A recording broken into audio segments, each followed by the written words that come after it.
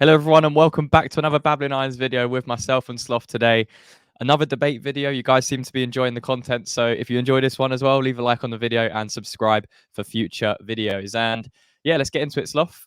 Aguerd, Mavropanos, it's becoming a heated debate now after recent performances from Aguerd has maybe left a little bit of doubt in West Ham fans' mind whether he can be the long-term centre-back pairing for Zuma for this season. So let's get our opinion on it. Sloth, what's your kind of initial thoughts? Let's start with Aguerd and the season he's had. He has made a few mistakes, but he's also had games where he's been pretty solid. But how would you assess his season so far for West Ham? I wouldn't say he's been great. I think that's being kind. Yeah. He's had games where he looks solid, but he's not been a standout player in any game, I don't think. The problem is that he seems to have regressed.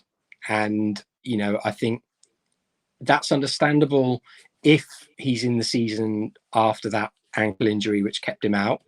But coming into a brand new season, I'm really questioning it because I watched him play in France pretty regularly, and he's made more mistakes in his time at West Ham than I saw in his entire time in France. What do you think it is then? Because, he came in last summer. There was a lot of hype around it. He obviously got injured in pre-season, which was a massive impact on his, West Ham career. He then came back after the World Cup where he played for Morocco, got to the semi-finals, I think, or quarterfinals, played really, really well. Then he came back and was playing pretty well for West Ham as well. Was being rumoured with the likes of City around February time. And then the mistakes started to creep in. Then the inconsistency started to creep in.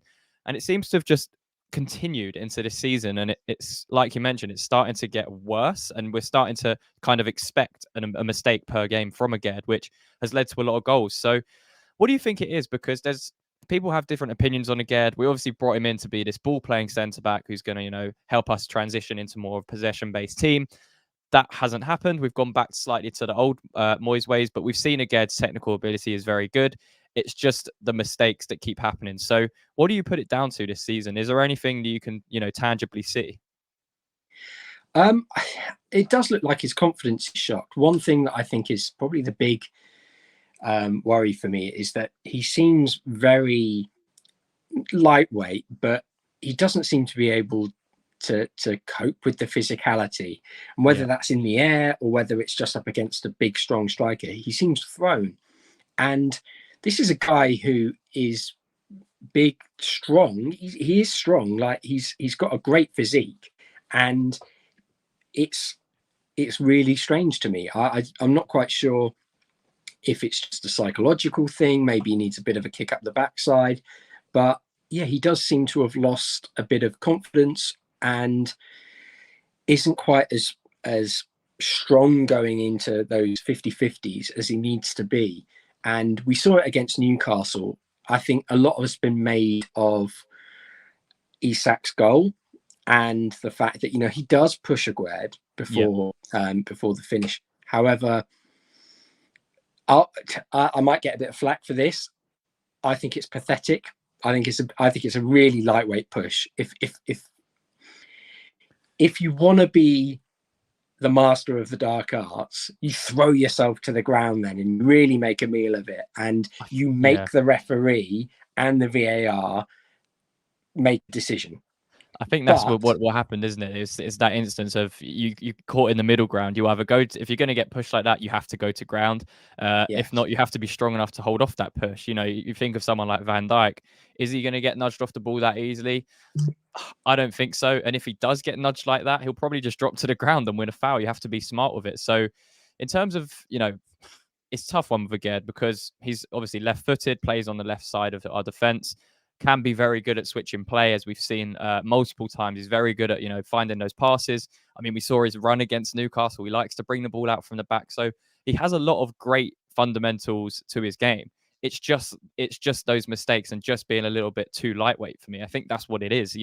He's got Zuma next to him, who's obviously a much more physical defender, less interested in the ball playing. But, Aguerd still needs that side of his game. Otherwise, he's just going to get targeted. And, for that goal against Isak, he should have been in a position where he was ready to kind of cut out the ball. But, before the cross came in, he's putting his arm up for offside. He wasn't really switched on to to the next phase. So that's where the mistake is. It's not even the push, it's before that. It's, being in the right position, and it's, making sure you're switched on in kind of every moment of the match. And I think that's been his biggest issue. It's concentration. The mistakes have come from lapses of concentration, and, just not being in the zone for 90 minutes when you need to be for the Premier League, especially against the teams we've been playing. So that kind of segues into the actual debate of this video is, does he have to get dropped? And, the next candidate standing in his way is Mavropanos, who's come in, he's played a few games, he looked pretty good in Europe so far. So would you be, for the next game, hypothetically, would you be taking Aguerd out and bringing Mavropanos in?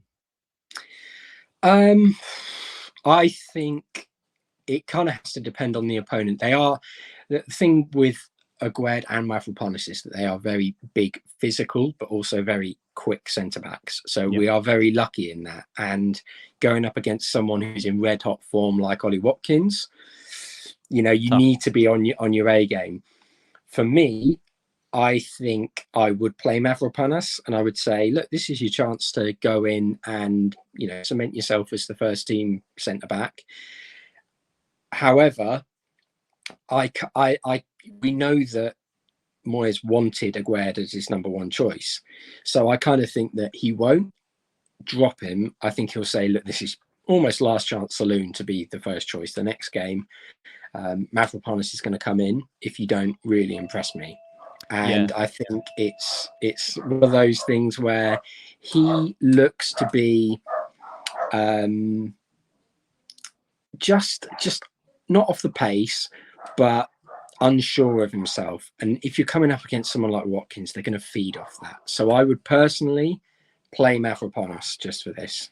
Yeah, it's interesting. I mean, with the Premier League, you're going to come up against pretty much in every team, they're going to have someone to deal with. And, a lot of the teams, because Zuma is the other centre back, they are naturally going to try and drift onto someone like Aguerd, who, although is, like you mentioned, he's a very physical player, he's not the same as Zuma. If you're a striker, you're preferring the Aguerd battle over Zuma every day of the week. So bringing someone like Mavropanos in, that then alters the defense slightly, which is my only concern, because, we're doing pretty well in the league. We're sitting 7th, and we've had a very good start considering the teams we've played.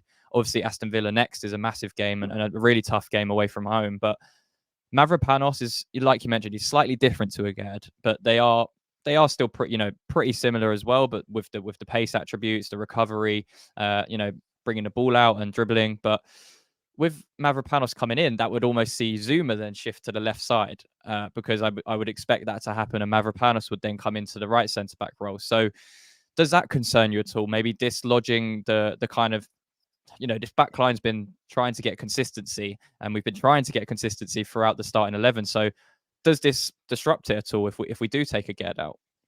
I mean, Mavropanos is a very versatile player. So I think if you ask him to play on the left side, I don't think he's not going to question it. Yeah. Personally, that would be my choice. I would say Zuma stays where he is, and you play Mavropanos on that left side. Because let's not forget, we've also got the cover of someone like Alvarez, and having that, someone who's willing to drop deep and almost make it a back three at times, is really, really valuable, especially when you have this kind of lingering doubt over the centre backs. So I think for me, I would play Zuma on the right side. He deserves to stay where he is. He's very settled and he's been the standout centre back. And I would play Mavropanos on that left side. Yeah, I mean, it's an interesting one, but yeah, like you mentioned, Mavropanos has been very versatile throughout his career, to be honest. He's played right back, he's played right centre back in a back three, he's played centre back in a back four. So he does have that versatility, as does Zuma. Central defensive mid as well at times. Exactly. So he can play. I think he'd have no problem slotting in at left centre back. It just takes away some of what Aguerd brings, which is my only concern. I think defensively we might be a little bit more solid, in and around the box, but the next phase is where I'm a little bit concerned if we did play him on the left side, because naturally Aguerd, left-footed, very good on the ball, very good at finding the lines between their midfield, and very good at switching it. So does that element kind of concern you at all? Or what would Mavropanos bring from an offensive point of view in the build-up, although he's a defender, if we're trying to kind of compare him and Aguerd? Well, they both kind of have very similar attributes in that they are both very technically gifted on the ball. I'd say Aguerd's passing is that a little bit more competent. He's much more comfortable playing those long balls. However, Mavropanos is just as comfortable carrying the ball. And in terms of, having a shot, Mavropanos is far more comfortable in that attacking side of the game. I think if we were to play Mavropanos, we would see a bit more of an attacking edge to a side. One thing that, this might be pushing it, but I wouldn't be surprised if we did go to a back five. I don't want to see it. I don't want to see it. I don't want to, I'm not saying that I want to see it, but particularly if, say, Aguerd picks up another yellow card and he is suspended, then I think that would be the alternative option. And I think that's just as good. I think it does almost cover those Aguerd errors, because you've almost brought in a replica of him, minus some of the errors that he has.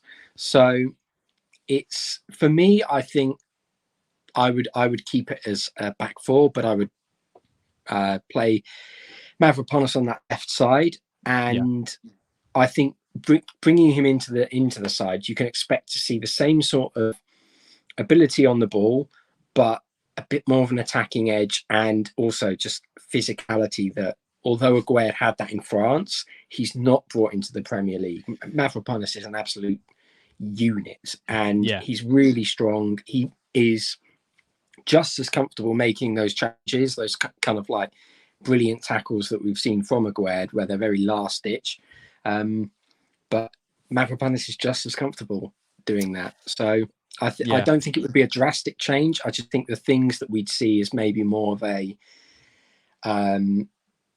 strength in the air at both ends of the pitch. And when you've got James Ward-Prowse taking your set pieces and your corners, I think that's a real sort of valuable asset to have. Yeah, it's a really interesting debate, this one, and I'm sure Moyes will be thinking about it over the international break, as who's going to start in that Aston Villa game. But it's tough for me. I probably would give Aguerd one more game. I think this is it now. Come back fresh after the international break. Don't really disrupt the back four, because it's been performing pretty well. Kufau as well has been someone that's found consistency, but that's for another video. But yeah, Mavropanos is so close now. He's waiting for his chance to play in the Premier League. And I think if Aguerd does start against Aston Villa and has another mistake in him, he comes straight in for the Everton game next up. So yeah, let us know in the comments what you think. Would you drop Aguerd for Mavropanos? Would you stick with him for the next game? Let us know. And yeah, that's going to be all for today. Leave a like on the video as always. Subscribe to the channel. And yeah, Sloth, until next time. Come on, you Irons.